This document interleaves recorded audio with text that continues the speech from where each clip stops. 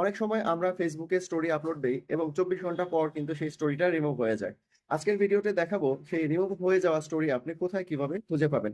তো চলুন আমরা মূল ভিডিওতে চলে যাই। এর জন্য আপনি ফেসবুক অ্যাপে চলে যাবেন, এখান থেকে থ্রি লাইনে চলে যাবেন, থ্রি লাইন থেকে সেটিং এ চলে যাবেন, সেটিং থেকে নিচের দিকে স্ক্রল করে চলে যাবেন ইওর অ্যাক্টিভিটি, এখান থেকে অ্যাক্টিভিটি লগ এই অপশনে চলে যাবেন। এই অপশনে যাওয়ার পর দেখুন এখানে আর্কাইভ নামে একটা অপশন পাবেন, আর্কাইভের উপর চাপ দেবেন। দেন এখান থেকে আপনি চলে যাবেন স্টোরি আর্কাইভ, এই স্টোরি আর্কাইভের উপরে চলে যাবেন।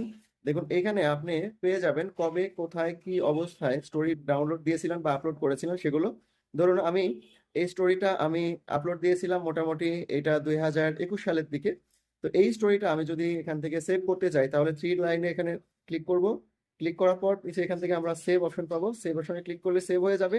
ঠিক একই রকম ভাবে যদি স্টোরিটা ডিলিট করতে চাই তাহলে এখান থেকে ডিলিট করার সুযোগও পাবো। যেহেতু এটা আমরা সেভ করেছিলাম, এটা গ্যালারিতে সেভ হলো কিনা এটা দেখার জন্য গ্যালারিতে চলে যাই।